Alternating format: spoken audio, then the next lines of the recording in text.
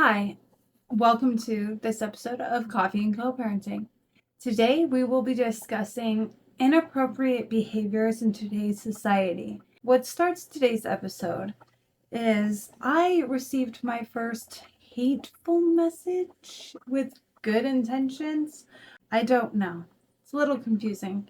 So this person, his name's Vincent, decided to message me on my personal account instead of leaving a comment like a normal person would.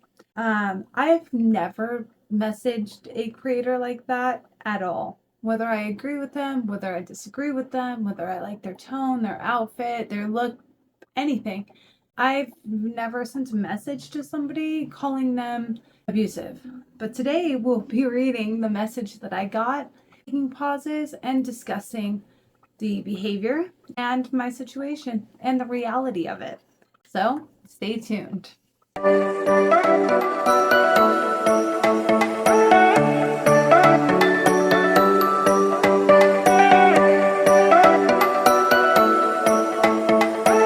So today's story starts with the message that I received from this person saying, Hey Ashley, I'm sorry if I'm butting in. I have some experience with the kind of situation you describe in your videos. I think you can have a good working relationship with the father. I think you'll have to change your perspective and your style of communication. Pause there. So in the beginning, I really tried to co-parent with the father of my children. We didn't have a court date. We were doing the exchanges. We were still text messaging back and forth. We were talking a lot and sharing a lot of information. I had the perspective of hope. I had just gotten out of the bad relationship with him for, 3 years. And I had been hopeful that we could work on the co-parenting situation, just like you see in some of the TikToks out there, where it's all good and everybody's happy and the children are thriving and both parents are at all of the events and they're able to cooperate and communicate. That's what I wanted. That's the perspective I had. That's the goal that I had.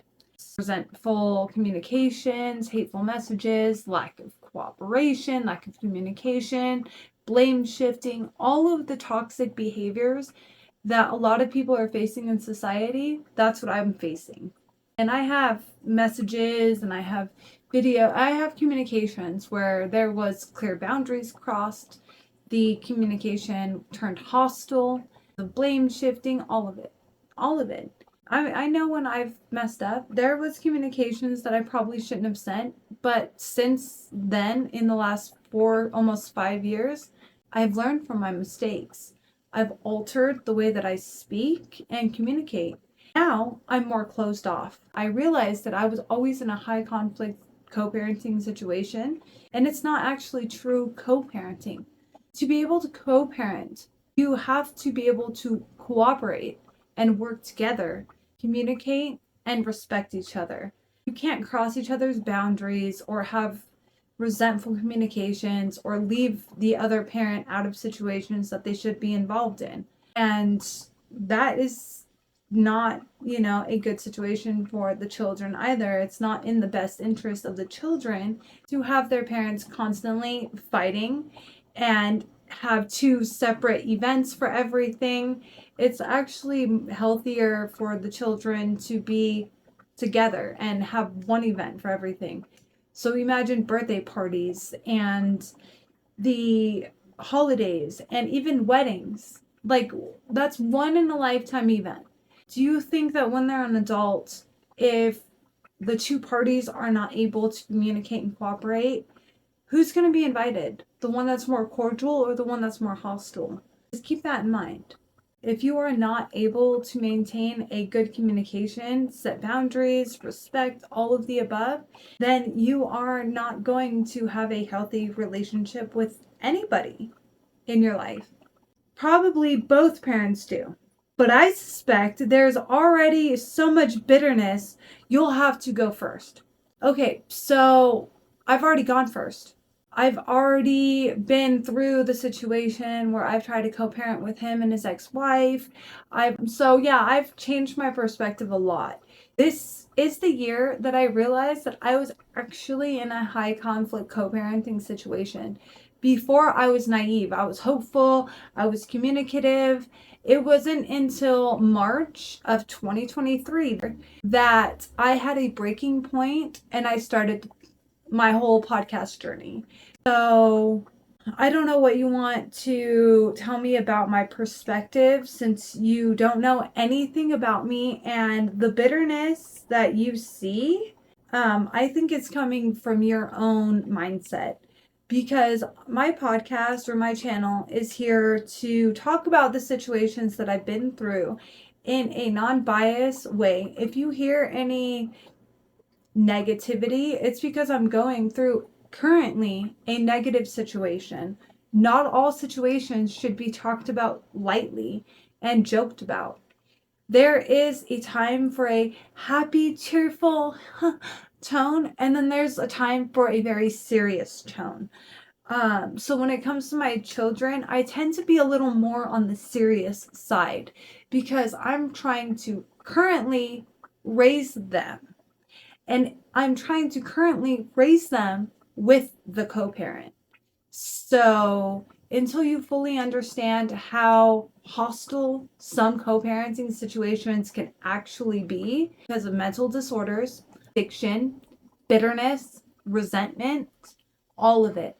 But in my case, I've been really trying to co-parent with the situation for 4 years. I try to keep the court, almost 5 years now. I've tried to keep the court out of it as much as possible. But when certain situations, serious situations arise, and there's already an established court date, you're kind of expected at that point to have a new mediation or a new not a new case open up, but you have to have a new mediation or a new discussion with the courts and document everything with them so that they're able to see the situation for what it's actually worth. Now this person, I'll go on because this is the next line. I also think that the system of the court is doing more harm than good for you, because as you say yourself, it turns the parents into a contest to prove the other parent is worse than you. I think you need to seek an arrangement that is agreeable to the other parent rather than trying to gain the upper hand in court. I have been more than obliging to the co-parent. In the last 5 years, I've changed the schedule so many times to suit him. Even now, I just recently asked to change the court schedule back to the judge-ordered court schedule. Not me. I didn't come up with the court schedule. The judge did. And it is agreeable. And it should be agreeable. Any parenting plan should be agreeable to both parents, not just one. Because if you have a 50-50 custody and you are trying, whether it's court or not, and you're trying to co-parent, and one co-parent is getting everything that they want and the other parent is getting nothing that they're asking for, that's a really unfair situation to the other co-parent. It should be both parties can negotiate and come to compromises in order to provide the best situation for the children. I'm not using the court system to gain the upper hand. Every time my co-parent every time I go to court or I try to document the situation with the court, the co-parent gets all the leniency, and I have proof. The co-parent gets all of the leniency. I already have videos about the bias and my whole logic behind the situation that I'm in the court system. But I'm not trying to gain the upper hand in court. Every time I document a situation, it is very serious. Why should I cater to the other parent? Why is it that one parent should always cater to the other parent instead of both parents being able to compromise? I hate to say it, but you'll have to be the bigger person Drop all the labels like narcissist. And this is because I said I am co-parenting with a suspected narcissist in one of my podcasts. Little advertisements, we'll call it, because I did a episode about narcissistic parental alienation, which talks about narcissistic personality disorder. And I've suspected since I started my journey that I am dealing with somebody that has this disorder, but I'm not a therapist, so I couldn't necessarily diagnose him. And he could have just a plethora of other issues that is causing all of this lack of cooperation with me. So I did change that, and I started to say I'm just in a high conflict co-parenting situation, and I'm trying to handle it with grace, because that's exactly the situation that I'm in at the moment. Until he is formally diagnosed with a narcissist, I will drop that label. That is the one thing that I will agree with you on in this whole message. They just cause the other person to respond with more labels in return, which is why I do videos about parental alienation, because I started researching parental alienation. Sorry if I'm butting in. I've had similar experiences, and I just know how to resolve this type of disagreements you are having. Just trying to help. I said you are butting in. You do not know my history with this person. You do not get the full context either. If you are saying that I am bitter and need to change my perspective, you are coming off as arrogant. Please explain, because since day one, I have been trying to co-parent with, I have been trying to have a co-parenting situation and gone through hell. Joint birthdays, communication, boundaries, all of it. I have 7 years of experience with this person. Do you know every detail? I will not drop the suspected narcissist part, which I did end up changing my mind about, and I will admit that I do change my mind. You cannot solve a disagreement with somebody that does not want to solve the disagreement. Thank you for your concern. Have you watched any of the videos that tell my story? Because I have not even begun to tell my story, my friend. I don't have doubts that you've had many hardships in your life. Okay, yeah, I have. I have had many, many hardships in my life. But what does that have to do with the story of how my co-parenting situation started? Because I tried to be as discreet as possible and polite and cordial as possible in my videos in describing my co-parenting situation, the beginning of the court case, all of it. I already have a video describing that. Is it very long? No, it's only about 7 minutes. But that 7 minutes provides a lot of context if you actually go watch it. That part is believable. The part I doubt is that the language that you use and your way of interacting with others is a positive example for the children to be around. And to me, that matters more, because adults can make all sorts of bad decisions in their lives, and you can't always persuade them to make different choices. But the kids can't choose their circumstances. They're at the mercy of those over them. So no matter what, so it matters if the environment they are in is not healthy for the children. I listened to some of your recordings, but not all of them. The first thing that struck me was that you probably grew up in an environment where other people talked that way, and because you were born into it, it seems natural. Anyone that grew up in a family where people spoke more respectfully would notice right away that it wasn't a healthy style of communication. So no, there's a point where if you want respect, you have to earn it. I will not give respect to strangers on the internet that are calling me names or telling me that I am being abusive or that I am harming my children, or there's so many other things that have already been said to me on the internet in the month that I've started my podcast. Now keep in mind, I started my TikTok channel a little while ago, and I decided to start the podcast. And in that whole journey, I have been talked to exactly like you. I should bow down to my ex. I should worship the ground that he walks on. I'm the problem. So let me tell you something. There's always 3 sides to the story. His side, her side, and the truth is what they say. However, let's move on. Oh, yes. He says, ask them what they want and make yourself a resource to them. So, okay, for the last 5 years or 6 years, 7 years, I have been a resource to my co-parent. When does the other co-parent become involved? So if one co-parent, like I've already discussed, is bowing down to the other co-parent all the time and giving them all of their energy and not getting anything back, that is not a fair situation, and the kids are going to see that. The kids are going to grow up seeing one parent give everything to the other parent and feel disrespected, get beat down, never feel like they have any autonomy in the situation. And it doesn't matter the choice of the other parent at that point, because their decision is to give everything to the person that has moved on with life, that is with a new partner, that has a job, has their own resources, has their own availability to research and maintain a healthy household on their end. So when is it my responsibility to start taking care of the other co-parent?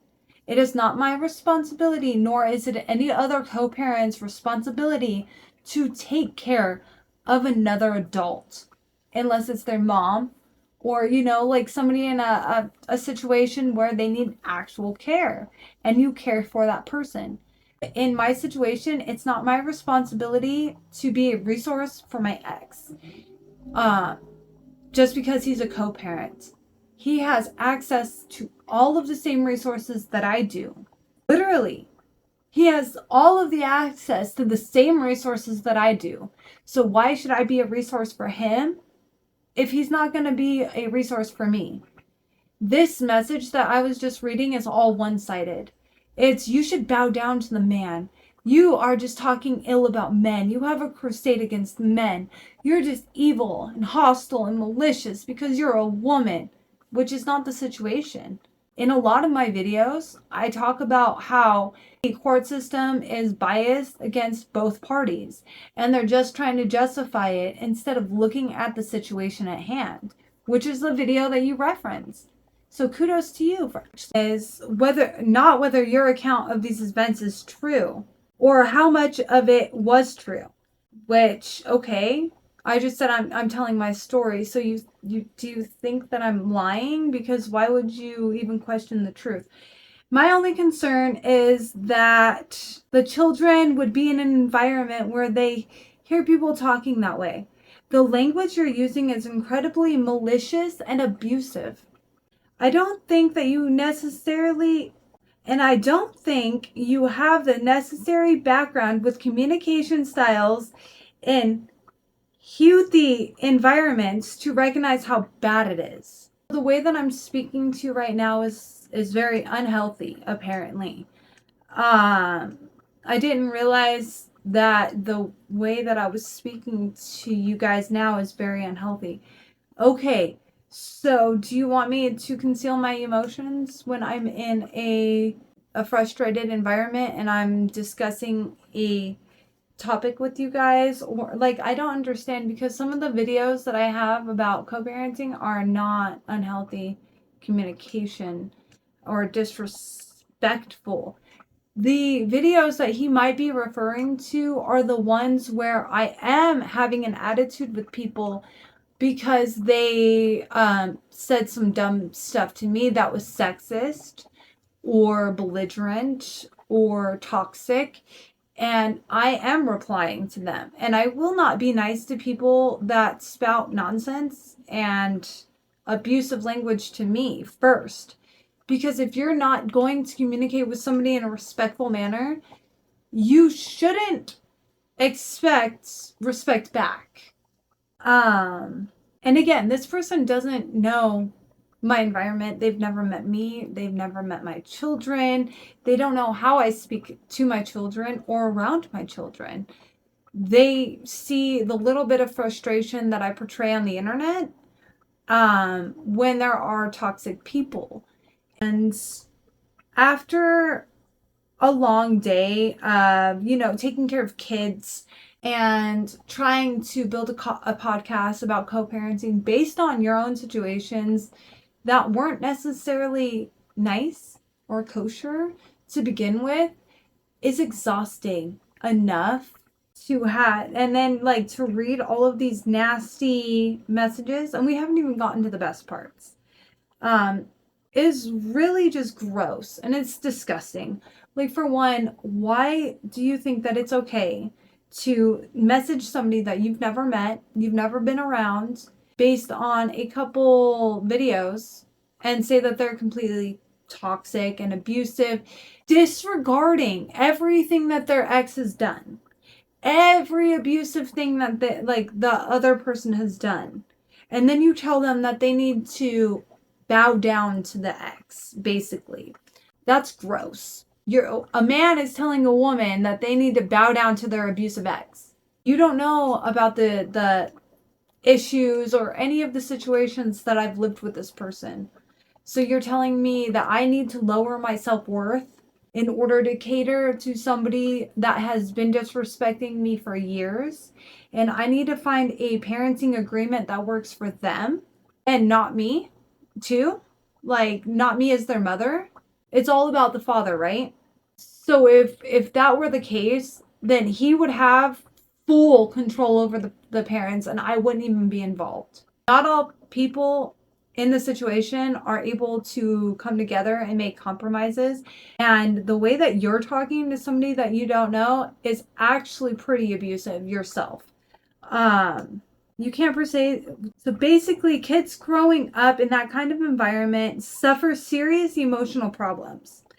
They don't learn healthy ways to relate to people. So as they get bigger, they go through all of these unfortunate experiences. You relate. Dropping out of school, having endless conflicts with other people. And then they start a family. It's total chaos because you relate yourself. They are involved with a bunch of different men at the same time, because as you relate yourself, they are involved with a bunch of different men at the same time. I've never been involved with a bunch of different men at the same time. I don't relate to that. Speak for yourself. They have a child without the support of any kind of stable relationship. That's the thing is, we were in a stable relationship. I wasn't seeing a bunch of men at the same time.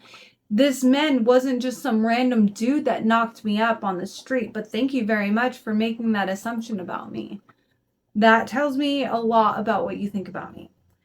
And as you relate, the extended family is not much help either.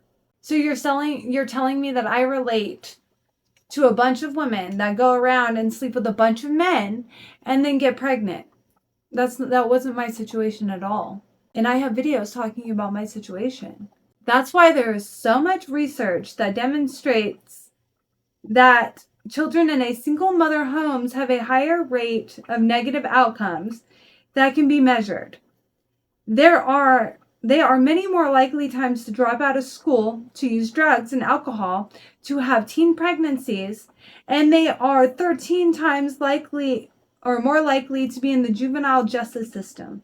They are 20 times more likely to suffer sexual abuse, and their lifetime earnings are lower, and they are many more times likely to have kids in broken homes themselves. So the question is not whether you have legitimate complaints about these people. The question is whether you want your kids to rise above the kind of life that you've had. So this person is assuming that I've slept with multiple men at the same time instead of having steady relationships with people, because I've been in multiple long-term relationships that just didn't work out because of different reasons. And I'm still friends with the first one. So, and then I said, I responded with, let me get this straight. You think my communication style is abusive, and you are making assumptions about how I interact with people around me and my children based on a couple videos that you've watched. Why do you think that is okay to message a complete stranger and attack them when you don't know me, my history, and you've never been around me and my children? Go comment on the videos that you are referring to instead of messaging me. Because at that point, I wanted to be done with it. I was tired of being attacked and being called abusive and being told that I'm a single mother and that I was a promiscuous woman and that's how I got pregnant. And no, I was with this man for 6 months before we got pregnant, and it was an accident, and I decided to keep my children because I love them. I was going to raise my children with or without him because I didn't want to not be a mom. I was 25. I wasn't a teenager, but thank you for thinking that I'm young. It's flattering. And I was in a few long-term relationships. There was no promiscuity going on. I didn't sleep around. And then they came back with sort of, I think that the language you use in your videos is so hostile that if you spoke the same way around your kids, it would create such an uncomfortable environment for them that it amounts to child abuse. When I'm not saying anything provocative or sexual, or anything like that. Okay? And I think that the way you speak in your videos is probably not the worst of it. I think it's actually your good side. And that's the side that you want people to see. But privately, you say much worse than you say your videos. It's not much of an assumption. No, you were assuming a lot of things. How do you think that I talk to my children? And how do you think that I talk to other people? I think that you don't realize that the talking that way is abusive because other women in your family also talk that way in your family you grew up in. But any outsider who doesn't live that kind of family can immediately see it's abusive. You go to lengths to attack this other person's reputation. In fact, if I've had to summarize your rants in one concise statement, I would just boil it down to, I want to destroy the reputation of someone who provides for me. Okay, so let's get this straight. I've been married to my husband for years. I provide for my husband and my children. No other man provides for me. Only he does. My ex does not provide for me, and I am not ruining his reputation by telling my side of the story, by telling the experiences that I've been through and sharing the education that I've gained through my personal encounters, my own opinions, and everything that I've researched in regards to these topics. I'm not destroying somebody's reputation if this is the situation that they actually put me through. I'm not linking his social media's accounts. I'm not even saying his name. So how am I ruining his reputation? Unless you know who the father of my children is, then you're probably actually gaining some enlightenment into what I've been going through. That my reputation was ruined a long time ago. And I'm slowly trying to build back my reputation, and telling my side of the story is not ruining anybody's reputation. If anything, the only person's reputation that's on the line is my own. And again, this man does not support me. He hasn't supported me since the day that we split up. I've had my own job and I've taken care of myself. I paid my own rent. I have my own cars. I have my own money.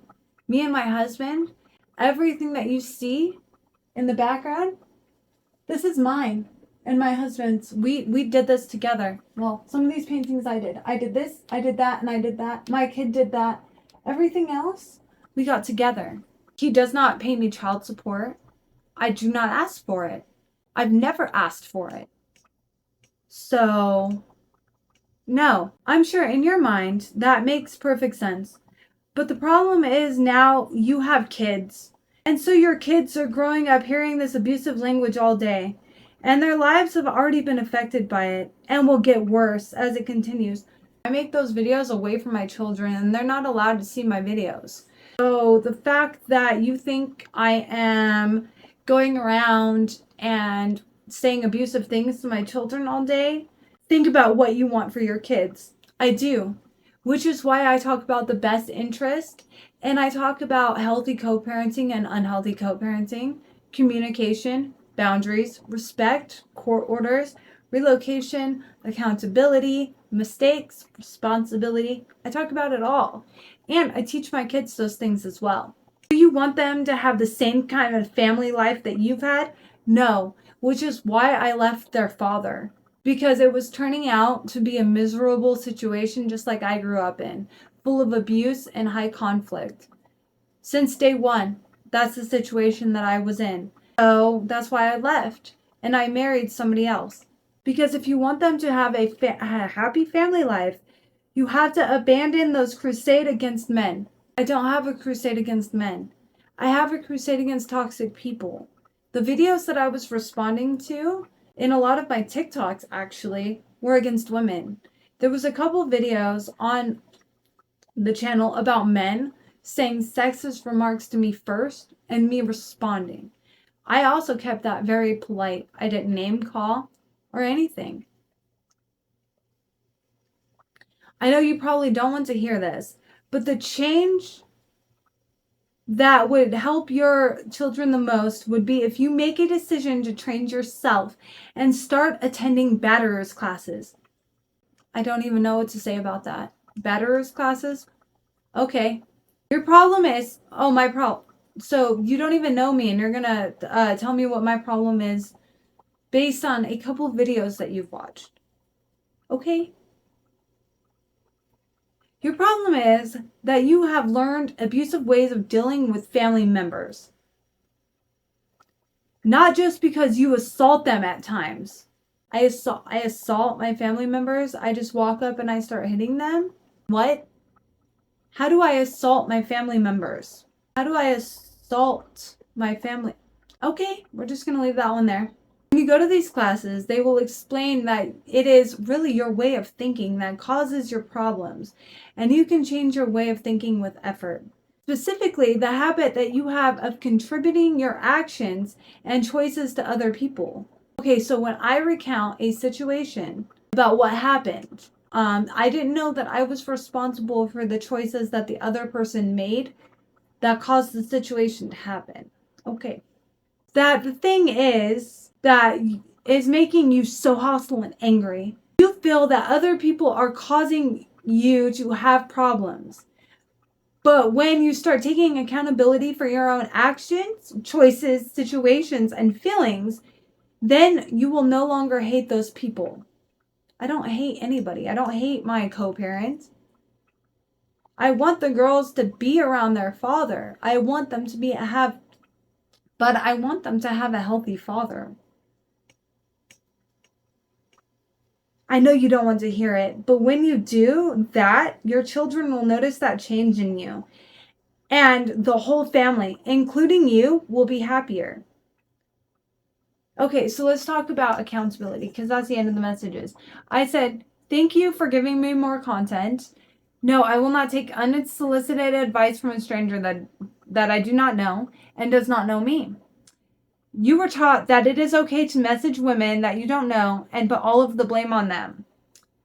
But on the other hand, you're going around telling me that I'm abusive, you don't like the way that I communicate, and all of it.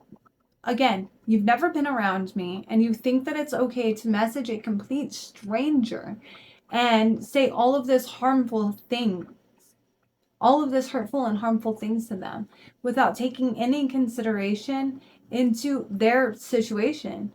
Why is it that you think that I should be a complete resource for my ex? Why do you think that the parenting agreement should cater towards him? Why do you think that I shouldn't have a say in the way that my children are raised or the parental agreement that I'm in, the situation that I'm in? Why is it so one-sided?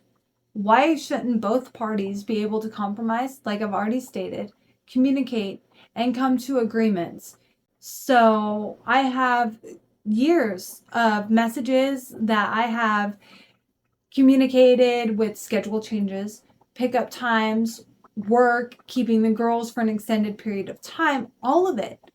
I have so many situations that I haven't even begun to discuss to talk about my story and the complications in the co-parenting situation and why I truly woke up and realized that I'm in a high conflict co-parenting situation. But to message somebody and put all of the blame on them, it feels pretty, I'm going to say, sexist, because you're sitting there telling a woman that you've never met and assuming that they were promiscuous, single, and all of this other foul stuff. Like, I dropped out of school because of something unrelated to anything. It was because of bullying.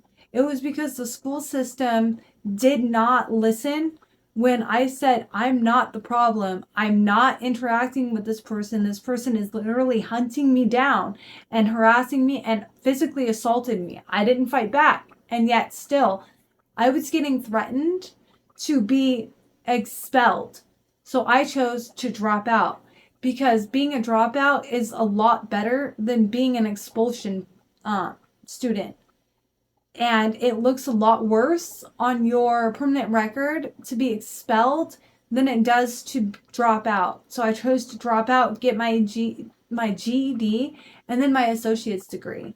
I chose to go to college and marry a good man. So I don't know where you're getting all of these assumptions about my past, my history. Nobody asked me. You're just making all of these assumptions, and I bet it's because I'm a woman, and that's not fair. I didn't make any assumptions about you based on your profile pictures or the fact that you're a man and your name is Vincent. So don't come at me and make all of these assumptions that I was promiscuous and that I've never been in a long-term relationship and I don't know what stability is.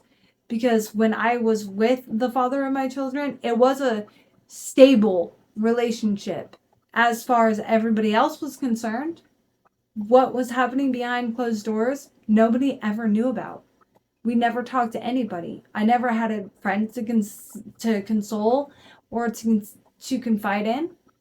And he went around telling everybody it's all my fault, just like you're doing. So I'm able to take accountability for my actions. But to tell me that I'm also supposed to take accountability for his actions is disgusting. I can only be responsible for me and my children and do the best that I can to raise them in a healthy way, no matter the co-parenting situation that we're all put in. Because let's be honest, I didn't ask for this. The way that I found out I was pregnant is a long story that I probably already made a video about if you go find it. So I'm going to end on that note. Don't message people making assumptions about their life, basically calling them a slut and saying that they're a single mother and all of this stuff. Again, you don't know me. You don't know how I interact with my children, and you don't know the situation that I'm raising them in, because they've had a much more stable and happy life than I've ever had. And I would never let them be in that situation. And that includes staying in a relationship with a person that I know I'm not happy with, I'm not meant to be with, and I have no feelings for anymore. That is very hostile and did actually assault a member of my family. Telling my story or telling your story is not ruining somebody's reputation as long as it is factual. I can back up everything that I say. There's documentation, there's text messages, there's court documents. I'm not going to reveal all of that information to you because this channel should be based on trust. And if you don't trust me, then don't watch. So on that note, if you are going through a high conflict co-parenting situation, leave it in the comments. Share your story. You can email me at coparentingshouldbeeasy with an EZ at the end at gmail.com. Or I even have a Reddit page. Co-parenting should be easy, all spelt out. There's no, co-parenting is spaced with no dashes. And let's talk. As always, keep it kind, courteous, and respectful in the comments. Let's have a wonderful, productive discussion And let's not go around shaming anybody, blame shifting, and telling them that they should be submissive and making false allegations about anybody, like this message was, in the comments. Thanks. Have a wonderful day.